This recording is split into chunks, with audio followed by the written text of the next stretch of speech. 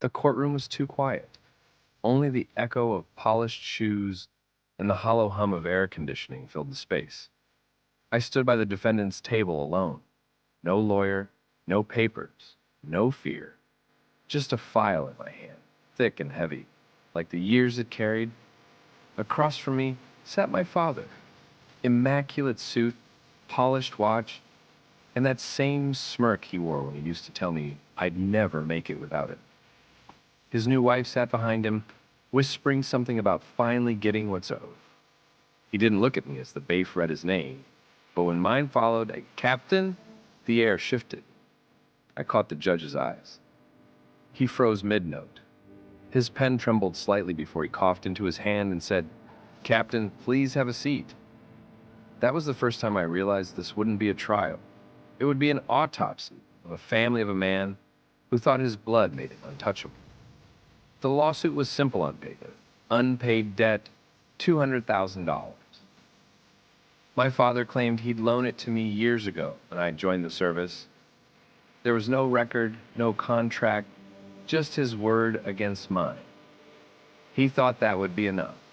It always had been. But this wasn't the same world, and I wasn't the same son. As I sat in that courtroom, I remembered his voice from years ago, cold and proud.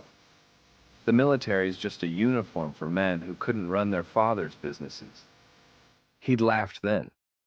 My mother had stayed silent. She's been gone 6 years now.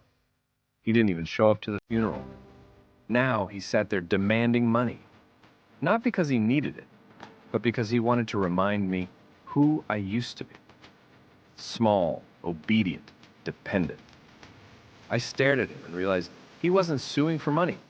He was suing for control. I could have hired lawyers, but I didn't. Instead, I requested access to the financial records of the supposed loan quietly, legally. A military friend handled it. In the meantime, I stayed silent. I showed up at every preliminary hearing with the same composure that drove him insane. He'd throw glances, mocking, impatient, but I gave him nothing back. I was studying him the way I used to study a target before deployment. Slow, methodical, detached. At night, I'd review the old bank statements, my mother's journals, the will she'd left behind, the one he never filed properly. That's when I saw it. A fund transfer. Not from him to me, but from her to him. She had sold her jewelry collection to cover a gambling debt, his. He had transferred the amount into his personal account, the exact sum he now claimed I owed him. It wasn't a loan. It was her sacrifice. He was trying to make me pay her price again.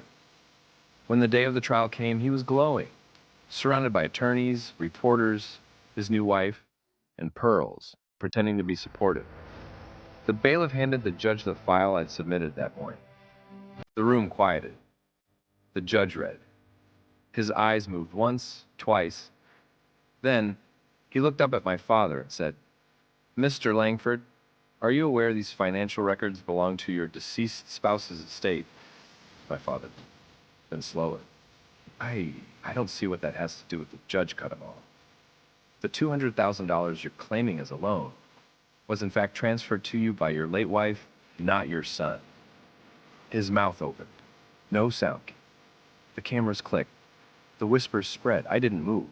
I just watched the color drain from his face.